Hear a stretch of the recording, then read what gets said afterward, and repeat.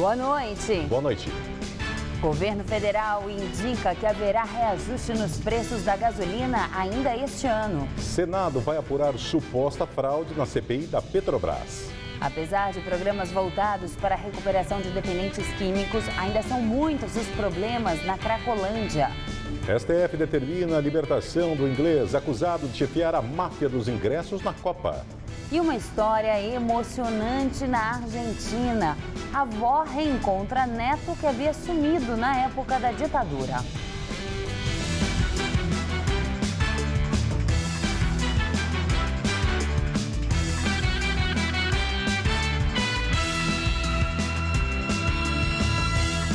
Economia, o consumidor deve preparar o bolso. Governo federal indica que haverá reajuste nos preços da gasolina ainda este ano. Em entrevista à agência Reuters, o ministro da Fazenda, Guido Mantega, disse que em todos os anos houve correção nos preços do combustível e que o comportamento do governo é continuar com reajustes normais.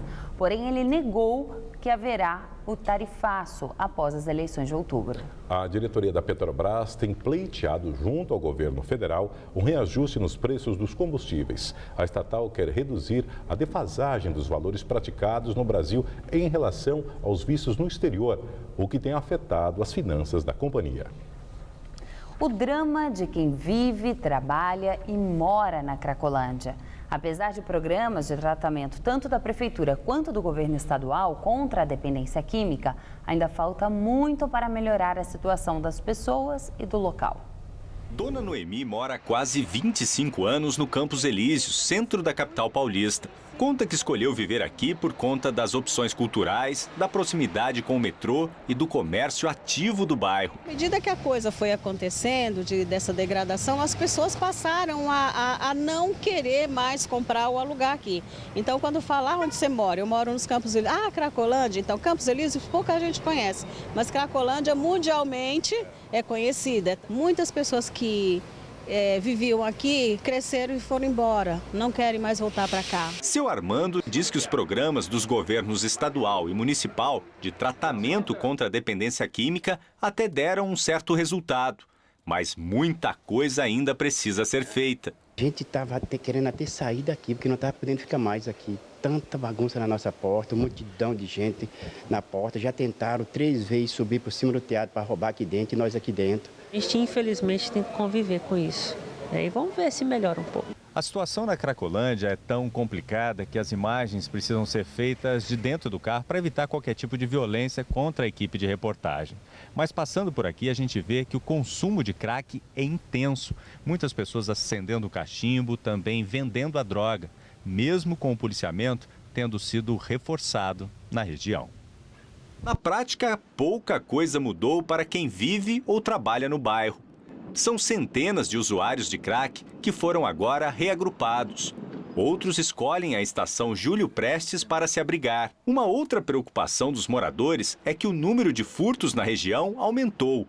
Dados do 3º Distrito Policial, que atende a região, mostram que foram 3.700 ocorrências do tipo nos primeiros 6 meses deste ano, contra 3.594 no mesmo período do ano passado. Seu Porfírio, de 82 anos, até se exalta ao falar das mudanças que o bairro enfrentou nas últimas décadas.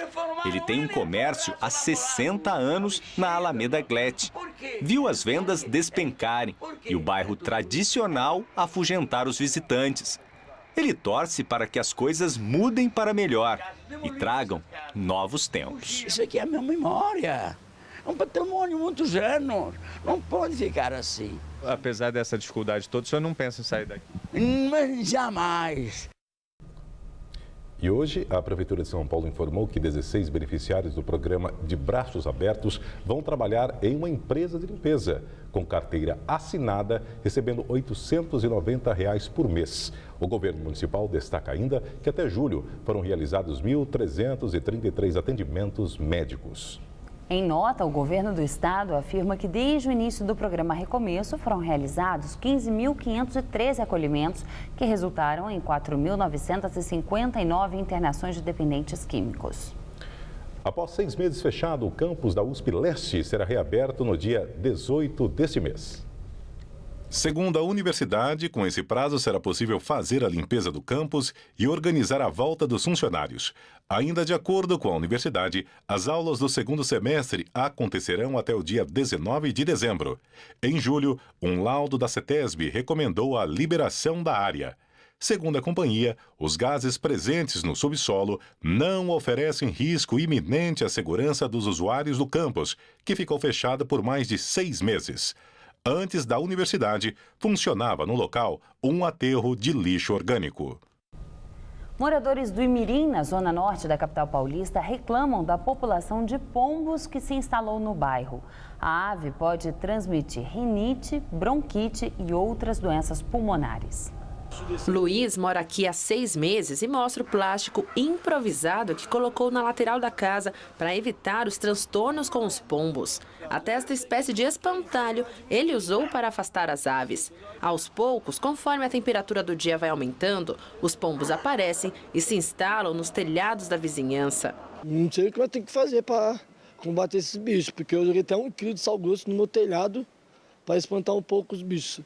E até agora, nada de resolver esse meu problema. Por aqui, os pombos tomam conta do céu. Eles pousam nos telhados e aproveitam a oferta de comida que alguns moradores deixam nas esquinas das ruas. Desde 98, existe uma legislação federal que prevê prisão de 3 meses a 1 ano para quem maltratar, ferir ou mutilar os animais, inclusive os pombos. Ainda não há uma fiscalização constante, mas a pessoa pode reclamar ou até denunciar através da prefeitura da sua cidade.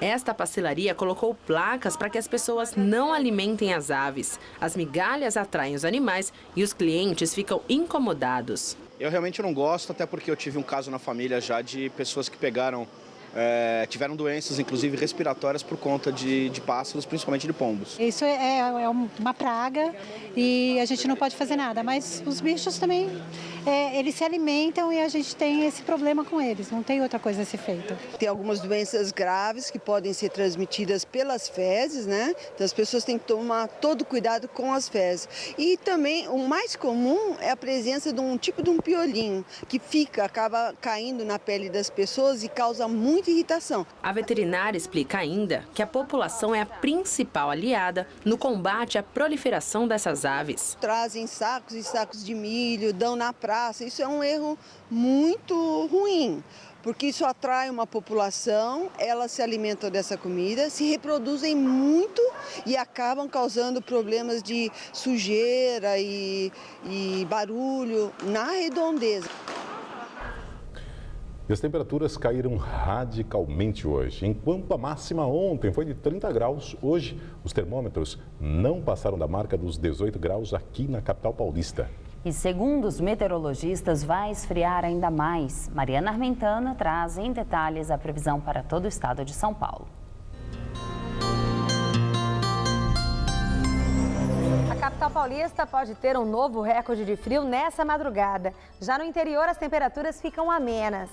Com o predomínio de uma massa de ar de origem polar, o dia promete ser ensolarado em todo o estado, praticamente sem nebulosidade. As temperaturas têm uma ligeira queda no interior, mas ainda faz calor de 29 graus em Araçatuba e de 30 graus em Votuporanga.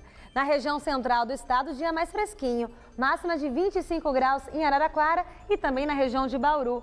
Já aqui no leste do estado, mínima de 8 e máxima de 19 graus em São José dos Campos. Em Campos do Jordão, pode gear ao amanhecer.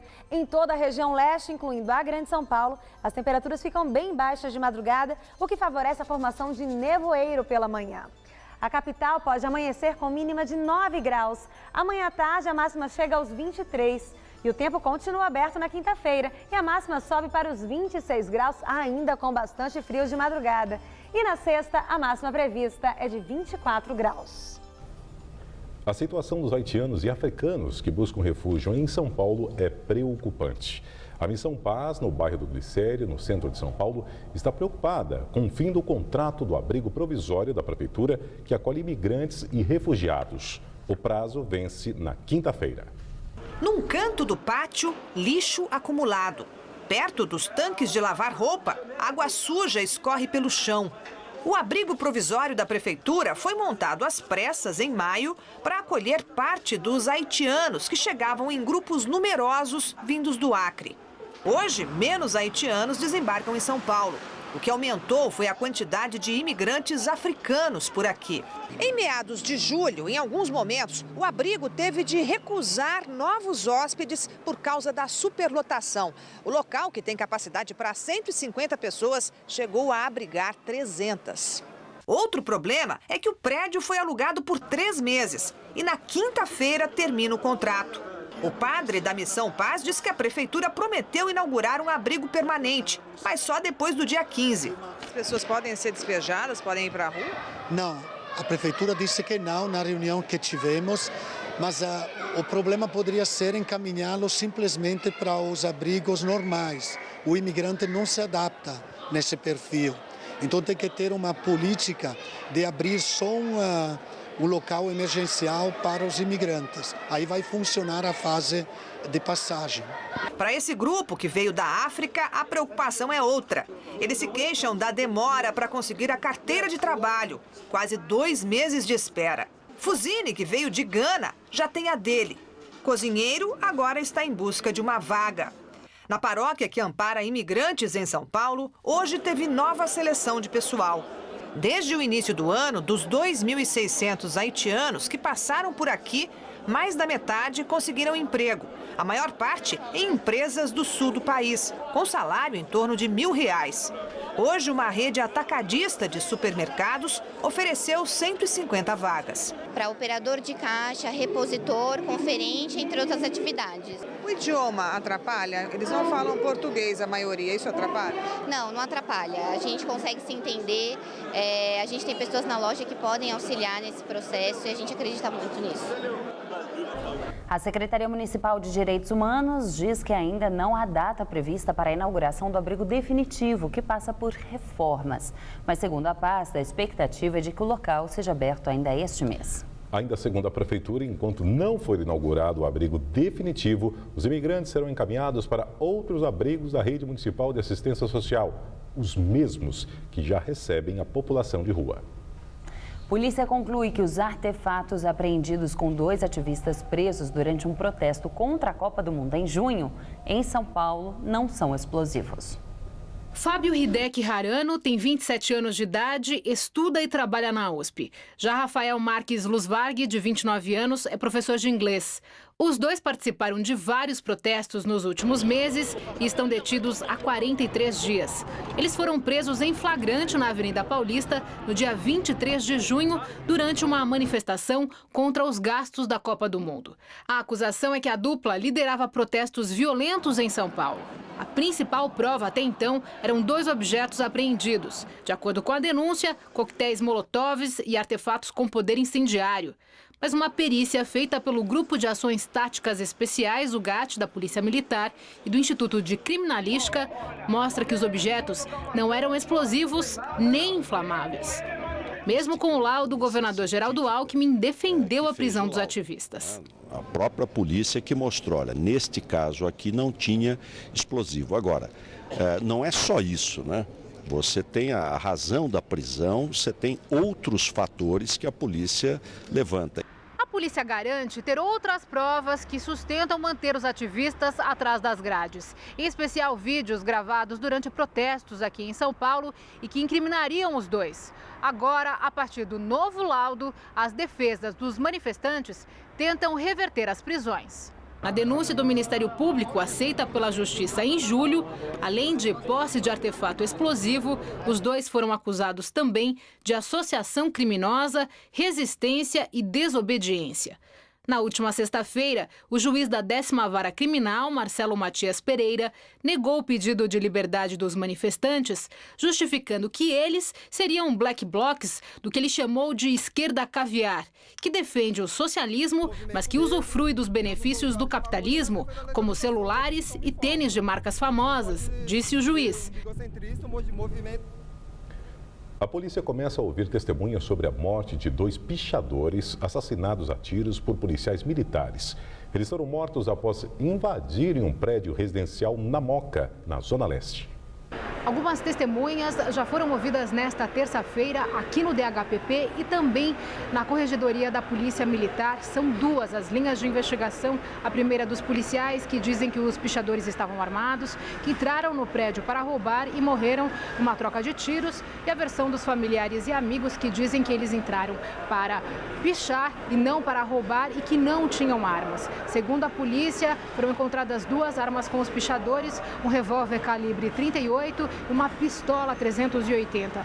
Na noite desta terça-feira, está sendo realizada uma reconstituição no local onde tudo aconteceu, no prédio da Moca, na zona leste de São Paulo. E os peritos usam luminol, uma substância química, para tentar identificar no escuro algumas manchas de sangue que porventura ainda não tenham sido identificadas, para que ajudem a elucidar o que de fato aconteceu no local. De acordo com a polícia, Alex Costa havia sido condenado 4 vezes por furto e ficou 10 meses preso. Já Ailton dos Santos foi condenado por furto, formação de quadrilha e corrupção de menores. Ele estava em liberdade provisória.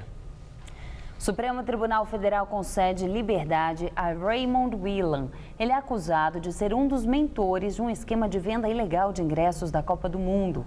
O executivo inglês é diretor executivo da Match, empresa responsável pela venda das entradas para os Jogos do Mundial. O STF entendeu que não existem razões que justifiquem a prisão preventiva do executivo. Desde que se entregou à polícia no último dia 14 de julho, Whelan está preso no complexo penitenciário de Jericinó, em Bangu, no Rio de Janeiro. Outros 11 envolvidos no crime foram presos, entre eles o argelino Mohamed Lamine Fofana. O esquema funcionava via pelo menos 4 copas. Só no Brasil, o grupo estimava faturar 200 milhões de dólares. Líder do PT no Senado, Humberto Costa, contesta suspeitas de fraude na CPI, que investiga denúncias contra a Petrobras. O senador petista disse que é absolutamente natural que haja troca de informações institucionais entre assessores parlamentares e dirigentes da estatal.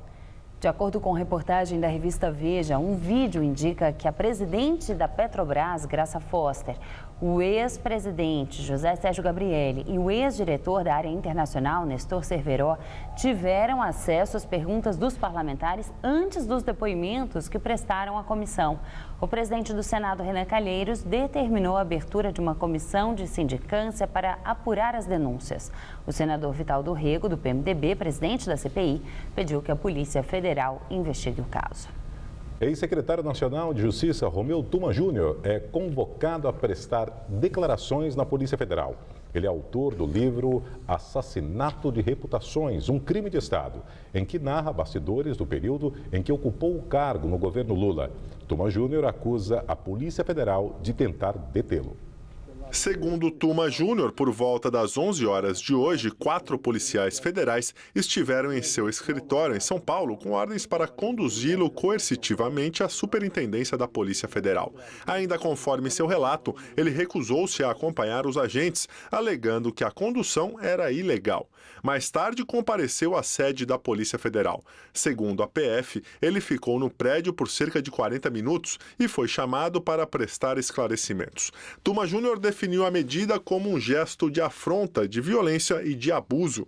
No livro Assassinato de Reputações, um crime de Estado, Tuma Júnior relata que a estrutura do governo petista seria usada para produzir dossiês contra adversários políticos e que teria ouvido do ministro Gilberto Carvalho que o ex-prefeito de Santo André, Celso Daniel, foi assassinado depois de descobrir um esquema clandestino de arrecadação de dinheiro para beneficiar o PT.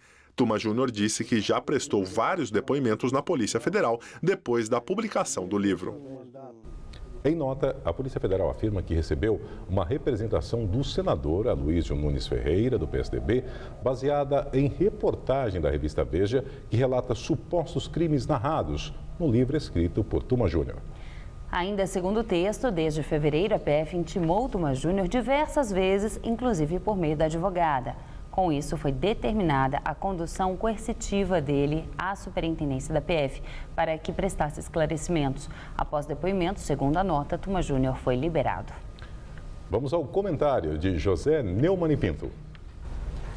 Recentemente, a editora Top Books do Rio lançou o Assassinato de Reputações, de Romeu Tuma Júnior. Neste livro, o Tuma conta, por exemplo, que o Lula teria sido informante do pai dele, Romeu Tuma. Ninguém desmentiu nada disso que você viu aí na reportagem, nem isso que eu acabei de contar. O Lula teve a oportunidade, 2 cupinchas o entrevistaram e ele fez questão de elogiar muito Romeu Tuma e dizer que o filho não era a mesma pessoa, não era tão bom caráter. Desta forma, de certa forma, ele, digamos que, concordou com a colocação do Tuminha no livro de que o pai, Tuma, dava regalias. O Lula não explicou por quê. Não era muito comum na ditadura as pessoas saírem e voltarem para a carceragem de um lugar como DOPS, do ICOD e tal, assim, tranquilamente, gozando de regalias. Normalmente as pessoas saíam ou muito machucadas ou no carro da funerária, né? Então era uma explicação necessária. Nunca ninguém processou. Veja bem, aos cupinchas, o Lula disse que não processa porque não adianta. Acontece que nós estamos num Estado democrático de direito. Se o autor mentiu, a pessoa atingida pode recorrer à justiça e obrigar uma reparação qualquer. Como isso não foi feito, é muito estranho que a Polícia Federal insista, né? Já é a 4ª vez, segundo o Tuminha me contou, que ele vai à polícia. Na primeira não encontrou o delegado, na segunda respondeu algumas perguntas, na terceira a advogada escreveu um texto e hoje, segundo ele me relatou, ele chegou para o delegado e disse: põe o papel na máquina, isso aqui é um abuso, não devia ter acontecido, e o delegado não perguntou nada a ele. De fato, a Polícia Federal é um órgão de Estado, não é uma milícia do Lula, da Dilma, do senador Aloysio Ferreira ou do PT. Tem que cumprir determinações do juiz. Nós estamos num Estado democrático de direito. Eu diria que é o caso de até acreditar que há um certo desespero aí nessa tentativa de intimidação. Você não acha que parece uma intimidação essa sequência de intimações? Bem, voltaremos aqui na próxima quinta-feira para falarmos aqui direto ao assunto. Até lá! Na Argentina, a presidente do grupo A Voz da Praça de Maio encontra neto sequestrado há mais de 30 anos.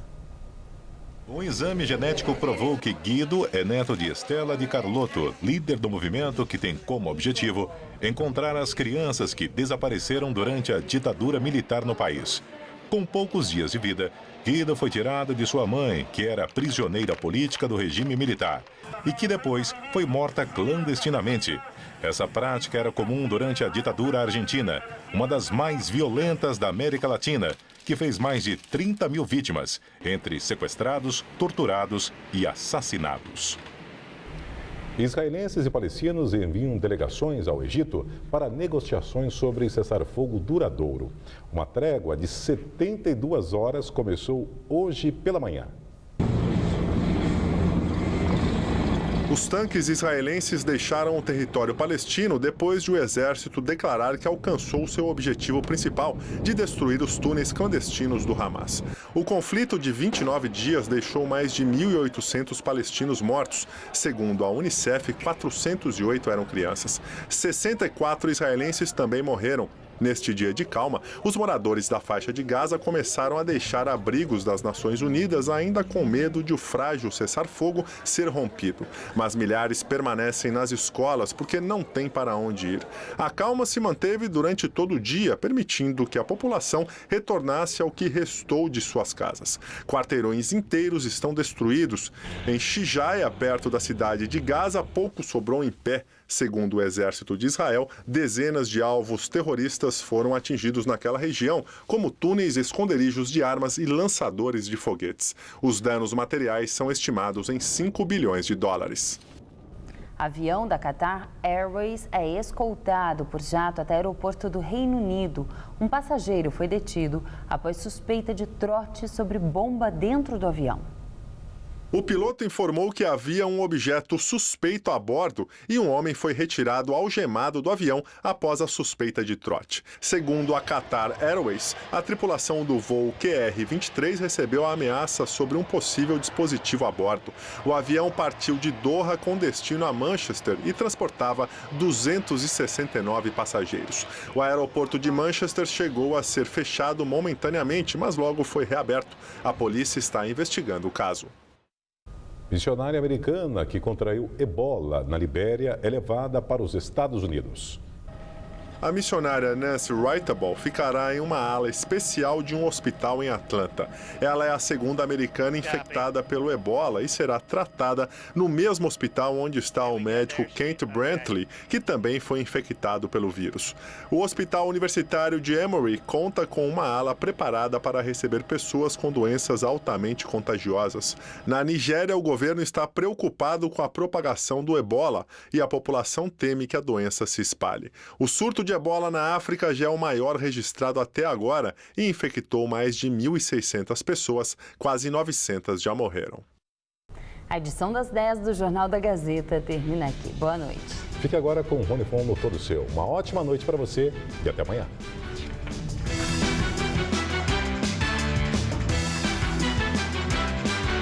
Confira uma entrevista com o ator Gero Camilo em A Máquina. Logo mais, 11h30 da noite. Assista agora. Todo Seu.